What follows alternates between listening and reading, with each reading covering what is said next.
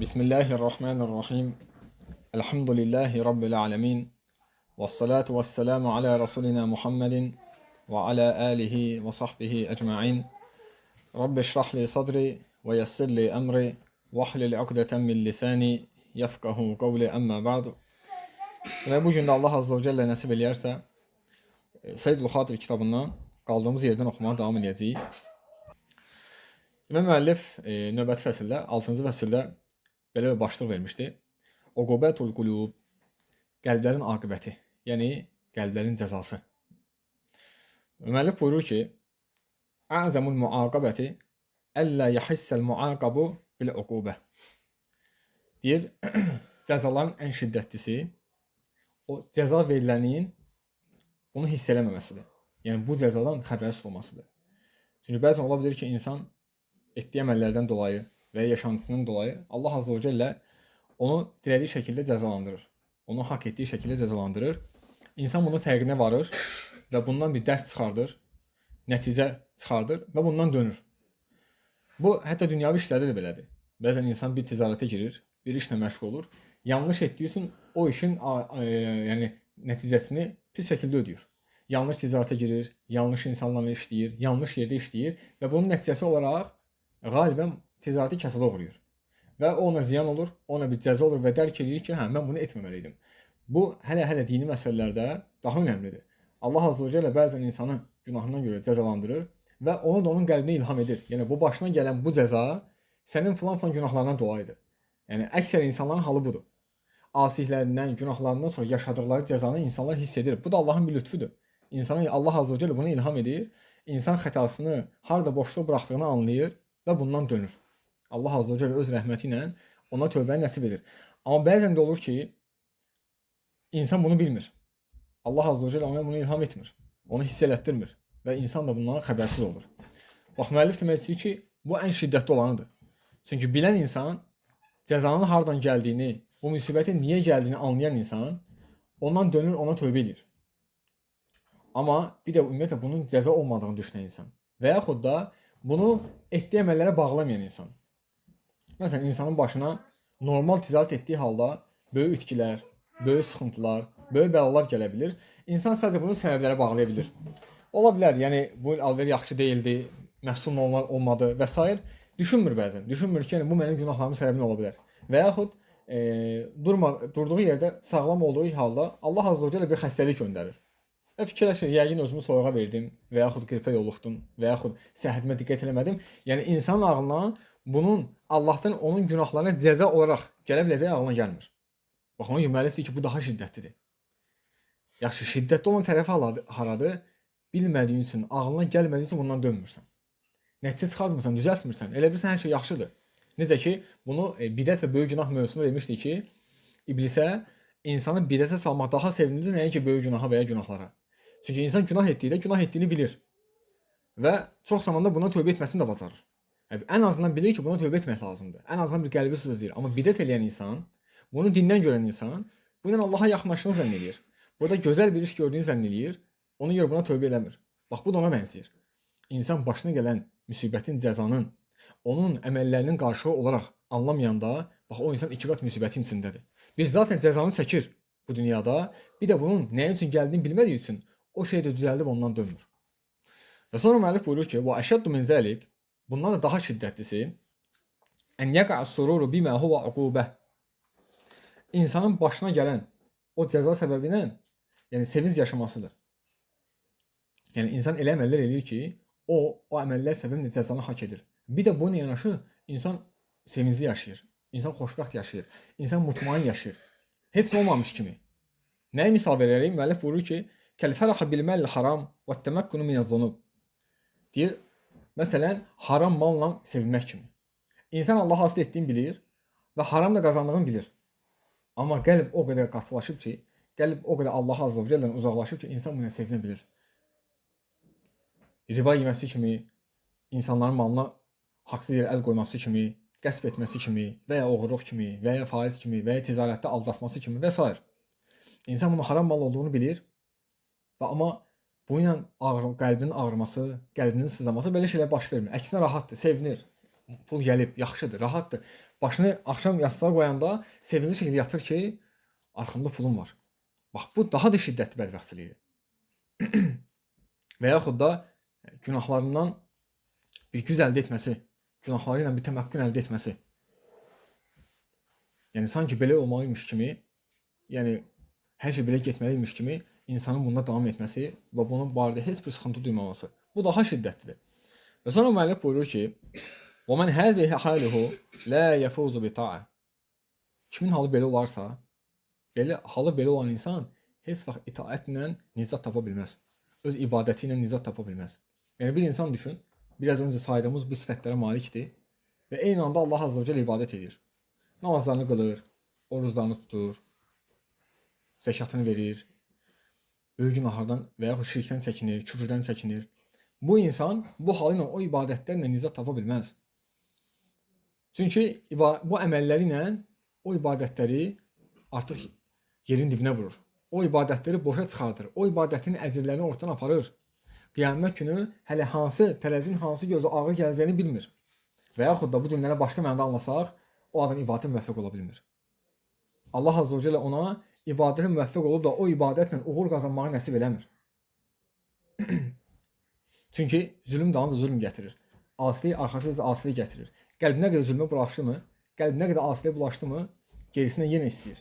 Gerisindən yenə istəyir. Eynən itaətdə olan, eynən səlim olan, sağlam olan qəlbin davamlı səndən itaət, davamlı səndən salih əməl, davamlı səndən xeyir istədiyi kimi, zülmətdə olan qəlb, günahlardan qalmış qəlb də daim səndən eynən o zülmətin arxasını istəyir.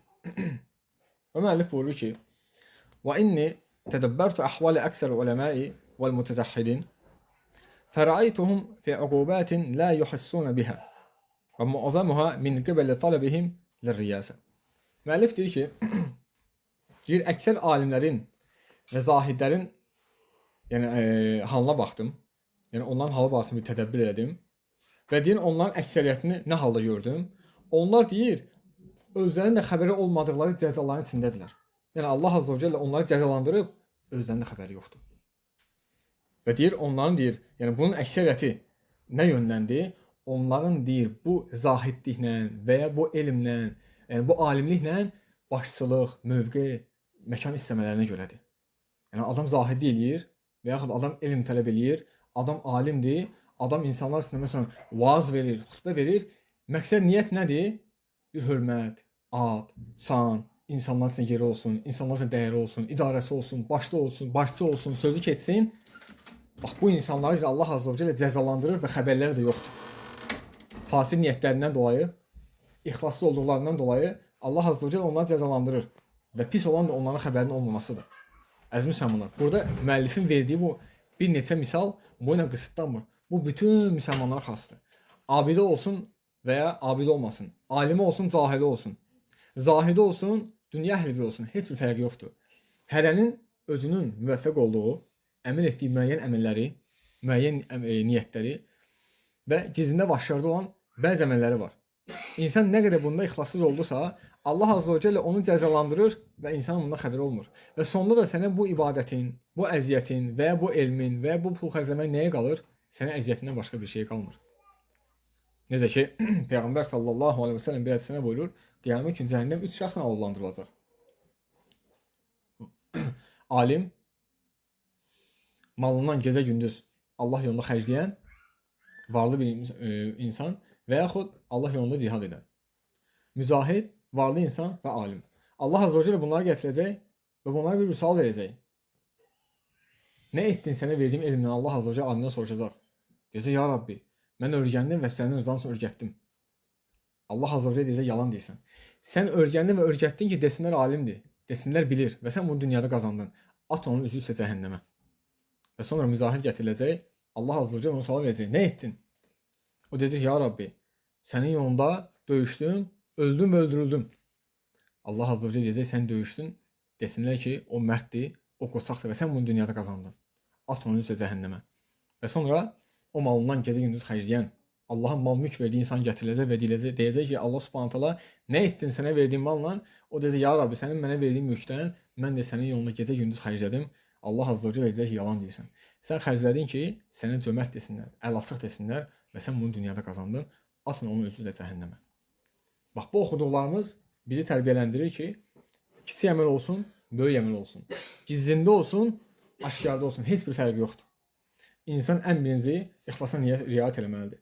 İxlas getdimi, əməlin zahiri nə qədər gözəl olur olsun. Biz bugün Allah Azze və Celləyə ibadət eləmək üçün saf-saf dayanıb Allah Azze və Celləyə namazlar qılırıq, oruç tuturuq, zikr edirik, imkan düşəndə malımızdan sədəqə veririk. Bəzən bunu bir-birimizin arasında edirik, bəzən bunu gizlində edirik. Bunun aşkarda və gizlində olmasında deyil məsələ. Məsələ bunun ixlaslı olmasındadır. Ola bilər ki, açıqda verən insan buna ixlaslı bir şəkildə verər, ona görə Allah qatına əcrini qazanar, amma bunu gizlində verən insan bunu ixlaslı bir şəkildə verər. Və bunun cəzasını qazanar. İndi sual verə bilərsiniz ki, yaxşı, gizlində verən insan necə bunu ixlaslı verə bilər ki, onu heç kim görmür? Rəvayət olan bir hədisdə Peyğəmbər sallallahu aleyhi ve sellem buyurur ki, sizdən əvvəlki ümmətlərdə bir abid 40 il Allah Azze və Cəllə ibadət edir, təklikdə. Öz hücrəsində çəkilir və 40 il Allah Azze və Cəlləyə ibadət edir, heç kim onu görmədiyi bir yerdə. Allah Azze və Cəllə onun canını alır. Mələklər onu Allah Azze və Cəllə götürdükdə, yəni onlar zənn edirlər ki, nə gözləyirlər? Allah Azze və Cəllə onu qəbul edəcək, onun əməllərini qəbul edəcək, onu bağışlayacaq, onun rəhmətini əhatə edəcək. Adam 40 il zahid olub. 40 il heç kim onu görmədiyi yerdə Allah'a ibadət edib. Allah Azze və Cəllə onun bütün əməlini puça çıxardır. Və Allah Azze və Cəllə onun əməlini ondan qəbul eləmir. Mələklər heyrətlə onun səbəbini soruşduqda Allah Azze və Cəllə deyir ki, o ibadət edirdi, amma o qəlbindən keçirirdi ki, mənim bu halımı görən olaydı. Subhanallah lazım. Yəni insan təklikdədir. Heç kim onu görmür, amma düşüncəyə bax. Yəni məni görən olaydı bu halına. Adam o an təmənni edir ki, onun halını görsünlər. Bax bu da bizə nəyi göstərir? Həqiqətən əməllər niyyətləri görədir. Ola bilər o gün orada heç kim yoxdur. Amma sən o gün orada kimisə olmağını təmənni edirsənsə, artıq o adamın olub olmasının, səni görüb görməsin bir fərq qalmadı. Sən təmənni etdin ki, sənin əməlini görsünlər və sən bundan fəxr eləyəsən, iftixar eləyəsən bundan. Yəni, özümü də sizi də bundan Allah Azze və Cəlləyə sığındırıram. Allah Azze və Cəllə bizə ixlaslı əməllər nəsib eləsin. Və deyir ki, müəllif buyurur ki, bu insanların əksəriyyətinin bu hala düşməsinin səbəbi onların bu şeyi məkan mövqe atsan üçün etmələridir. Və sonra buyurur ki, fəl-alimu minhum yağdabu in rudda aleyhi xatauhu. Onlardan elə alimlər var ki, özünə xətası deyildikdə qəzəblənir bundan. Bax, insan ixlassızlığı. Adama xətası deyilir, adam qəzəblənir. Qəbul edə bilmir. Sən mi biləsən mən bilmədiyim halda? Həm kibirlənir, həm də haqqdan üz döndərir. Bu kibrin ən böyük əlamətləridir. Və sonra buyurur ki, vəl-va'izu mutasanni'un bi va'zihi. Həmçinin deyir, vaaz verən bir xətib, öz vaazı ilə saxtakarlıq eləyən, süni görünən, yəni tabiri caizsə şov göstərən biri. Yəni adam gözəl danışır, bəlağətli danışır, yəni danışığı bildiyin sənə heyran edir, amma onun əməl sahibi deyil. Sadəcə şeyi bacarır, yəni süni şəkildə, yəni abidmiş kimi, zahidmiş kimi, dünyanın dərdini çəkilmirmiş kimi, müsəlmanların dərdini çəkilmirmiş kimi danışır, amma adam əslində bu deyil. Adam göstəriş eləyir bildiyin. Və sonra buyurur ki, "Vel-mutazahhidu munafiqun aw murain." Və yaxud da zühd əhli ya münafiqdir, ya da riyakardır. Yəni qəlbində iman yoxdur, nifaq əhlidir, ya da ki riyakardır. Zühd əhli kimi davranır, amma əslində bunu insanlar ona zahidi desinlər deyilir. Bax, müəllifin misal verdiyi insanlara baxın qardaşlar. Alim, zahid və yaxud xətib. Bu insanlar sıravi insanlar deyil, qardaş. Bunlar bəsit insanlar deyil, bunlar sıradan müsəlmanlar deyil. Bu yerə çatmaq üçün insan vəziyyət çəkməlidir, qardaş. Yəni insan zahid adı ala bilməsi üçün o zahid həyatını yaşadı. Adam dünyanı tərk etməlidir, qardaş. Tərk dünya olmalıdır. Dünyadan sözün əsl mənasında ehtiyacı olan qədərini götürmək. Yəni ölməmək üçün su içmək, ölməmək üçün yemək, xəstələnməmək üçün əyninə bir paltar atıb başını bir damın altına salmaq. Adam yəni dünya ləzzətlərindən uzaq durur, artıq xərcləmələrdən uzaq durur, mübahların çoxsunu tərk edir, boş arzuda vaxt keçirməməyə çalışır. Adam bildiyin dünyanı tərk edib. Yəni bu yerə çatmaq asandır mı, qardaş? Vallahi bu yerə çatmaq asan deyil. Və insanlar bu yerə çatırlar və niyyətləri də xarabdır, Allah qorusun. Amma bir də müsəlmanlar var ki, insan yəni sıravi ən alt təbəqənin dinini yaşayır, İxlaslı və bəlkə də Allah qatında artıq cənnətini qazanıb. Nəyin səbəbi? İxlaslı olması səbəbi ilə. Yalnız o zəif imanında, zəif əməllərində Allahın üzünü gülməsi səbəbi ilə. Ona görə önəmli olan əməllərin kiçiliyi, böyüklüyü deyil, önəmli olan niyyətlərin nə qədər doğru, nə qədər yanlış olmasıdır. Və sonra müəllif buyurur ki: "Fəəvvəl uqubatihim i'raduhum anil haqqi şuğlan bil xalqi." Tamam. Bayaq dedi ki, Allah Azze ve Celle bu insanları cəzalandırır. Nə ilə cəzalandırır Allah Azze ve Celle bu insanları? Müəllif deyir ki, onların ən birinci cəzası nədir? Onları Allah Azze ve Celle məxluqatla məşğul edərək onları haqdan uzaqlaşdırır. Bu insanların daim dərdi insanlar məxluqat olur. Bu insanlar Allah Azze ve Celle unudurlar. Allah Azze ve Celle onu insanlarla və məxluqlarla məşğul edərək haqdan uzaqlaşdırır. Haqdan döndər onu Allah Azze ve Celle. Və bu da müsibətin ta kəndisidir qardaş.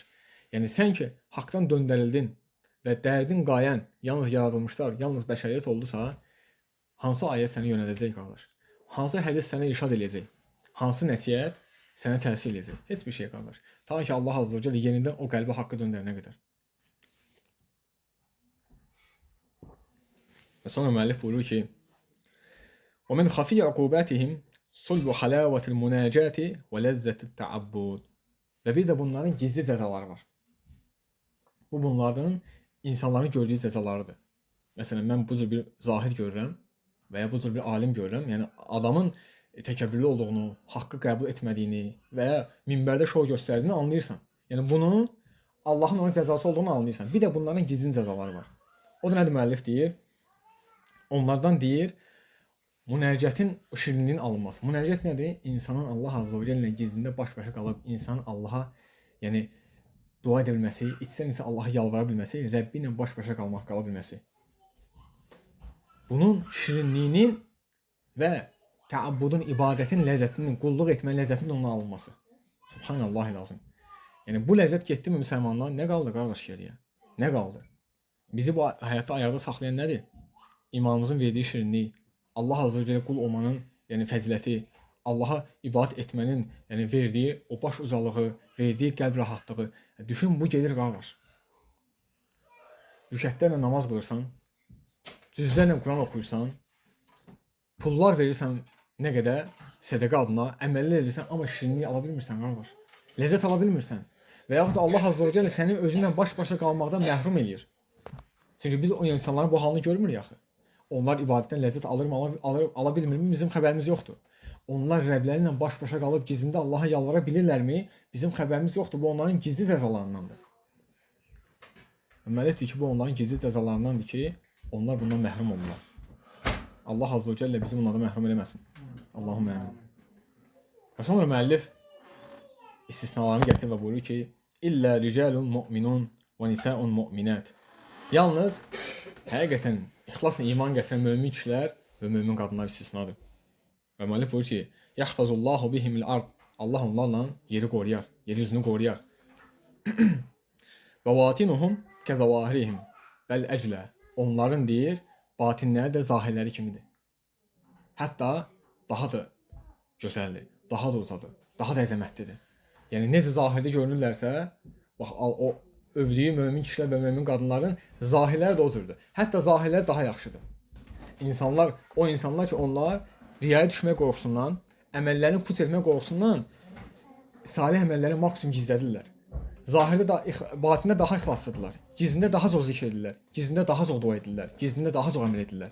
Bax bunların zahirlərinə batinləri müəllifdir. Eynidir, hətta batinləri zahirlərindən daha yaxşıdır. Daha əzəmətlidir, daha gözəldir. Və sonra müəllif buyurur ki: "Vasarairuhum ka'alaniyyatihim." Eynən, yəni onların sirləri də onların aşkarları kimidir. Və sonra müəllif buyurur ki: "Vahimemuhum indəs-sariyyə." Və yaxud sırayya.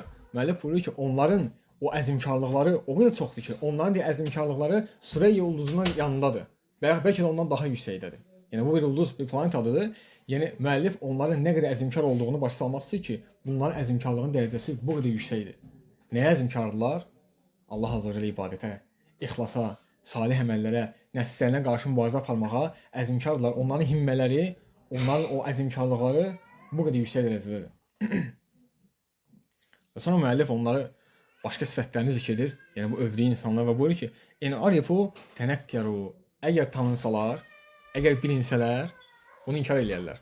Özləri ilə aparırlar ki, heç bu insan deyirlər. Və yaxud başqa məna ilə, yəni zahirlə don dəyişdirərlər sanki, yaxşı mənada. Deyir ki, qardaş anladı ki, insanlar tanıdı ki, bunun gizlində belə əməlləri var. Qatar gizlənər o insan. İxlasını itməsinə qorxanlar qatar gizlənər. Bunu inkar edir, mən elə şey eləməmişəm. Verdiyi sədəqəni də danar. Etdiyi salih əməlləri də danar. Niyə? Əməlini itirməsindən qorxur. Və sonra müəllif buyurur ki, "Və in ru'yat lahum karamah ankaru." Kimsə onlarda bir kəramət görsə, bunu inkar eləyərlər. Yəni insanlar onların vardıqları dərəcədən, etdikləri əməllərdən, dində anladıqları gözəl fəhmdən dolayı düşünərlər ki, bu insanlar kəramət sahibidir. Necə ki bizim sələflərimizin bəzi böyükləri var ki, yəni insanların elmdə elə qoyduqları izləri var ki, yəni həqiqətən düşünürsən ki, yəni bu elmdən başqa bu da bir kəramətdir. Yəni bu elmlə yanaşı Allahın onlara lütf etdiyi bir kəramətdir ki, bunu hər insan bacara bilməz. Və sonra müəllif buyurur ki, "Fənnəsu fi ğafəlatihim və hum fi qat'i fəlatihim." İnsanlar deyir öz qəflətləri içində olarkən, onlar deyir öz çöllərini, öz səhraları yarmaqdadılar. Yəni onlar deyir çətinlikləri aşmaqla məşğuldurlar. İnsanlar qəflətdədirlər, əylənirlər, rahatlıqları içində onlar indilər o çətinlikləri, yolsuzluqları aşmaqla məşğuldurlar. Allah Azza və Cəllə gedən bu yolda ən çətin yolları aşırlar. Çətin yollar nədir qardaş? İnsanın nəfsinə və şeytana qarşı mübarizə aparması, günahlardan, yəni insanın uzaq dura bilməsi, salih əməllərə müvəffəq ola bilməsi, bax bu həqiqətən mömin üçün çətin bir yoldur və möminin ən böyük cihadıdır. İnsanın nəfsi ilə və şeytanla mübarizə aparması, bu yolda əlindən gələni etməsi, buna səbr etməsi, bu onun ən böyük mübarizəsidir və deyir bax bu insanlar, bu övlən insanlar bu işlərlə məşğuldurlar. Amma insanlar qəflətdədirlər. Və sonra müəllif buyurur ki, "Tuhibbuhum biqa'ul ardı və tefrahu bihum aflakus sema." Yeryüzü onları sevir. Allah Azze və Celle onları yeryüzündə hər kəsə sevdirir. Canlı, cansız, yəni bizim də insanlar, heyvanlar, hətta bitkilər də. Bir hədisdə Peyğəmbər sallallahu aleyhi və səlləm buyurur ki, Allah Azze və Celle buyurur ki, mən bir qulu sevərəmsə, Cəbrailə çağıraram, buna deyərəm ki, və yaxud Peyğəmbər sallallahu aleyhi və səlləm Allahdan nəql edir, Allah Azze və Celle bir qulu sevərsə, Cəbrail aleyhissalam çağırır və deyir ki, ey Cəbrail, mən bu qulu sevirəm, sən də bu qulu sev. Və Cəbrail aleyhissalam bütün mələkləri toplayar və deyər ki, Allah və mən bu qulu sevirik, siz də bu qulu sevin. Və o mələklər nə edir? O insanın sevgisini yeryüzündəki insanların qəlbinə paylayarlar. Və sən baxarsan ki, yəni sən istəmədən Allah Azze və Celle müəyyən şəxslər var ki, onlara qarşı qəlbində bir sevgi qoyub. Adamın bəlkə sənə heç bir yaxşılıq keçməyib ha. Bu Allahın lütfüdür. Bu Allahın o insanı insanlara sevdirməsidir. Bax belə insanları yeryüzü sevər qardaş. Dənizin altı, dənizin üstü, səma, torpağın üzü, yəni yeryüzü onları sevər, onlar üçün bağışlanma diləyər, onlarla fəxr edərlər. Və sonra müəllif buyurur ki, "Və təhfrahu bihim aflakus sema." Və səmanın ulduzları da səmanın o gözəl ulduzları da onlarla övünərlər, fərəhlənərlər. Yəni yeryüzündə bu cür qullar var deyə. Və sonra müəllif dua edir buyurur ki, "Nəs'alullaha at-tawfiq li-ittiba'ihim." Allah Azze və Cellədən bizə də onları ittiba etməyi müvəffəq etməsini istəyirik. Həmçinin "Və an yec'alana min atba'ihim." Bizi də onların tabiçilərindən etməsini istəyirik. Allahumma amin. Həqiqətən müəllif elə bir qism insanları, yəni misal verdi ki, bir tərəfdə bizi qorxudan, bizə halları çox şiddətli gələn, insan dinləyəndə belə, yəni qorxudan ancaq Allaha sığınmaq istədiyi qrup insanlar, bir tərəfdə də insanın yaxşı mənada həsəd apardığı, insanın rəğbət bəslədiyi, insanın yəni onlardan olmaq üçün hər şeyini vermək istəyəcəyi bir insanlar. Allah Azze və Cəllə istəyir ki, bizi onlardan etsin, o övdüyü, o tərif etdiyi qullardan və burada zəmm edilən, qınanan qullardan olmaqdan da məni də siz də Allah Azze və Cəllə sığındırıram. Subhanəkə Allahumma bihamdik, əşhədu an la ilahe illə ənt, əstəğfiruka və ətubu ileyk.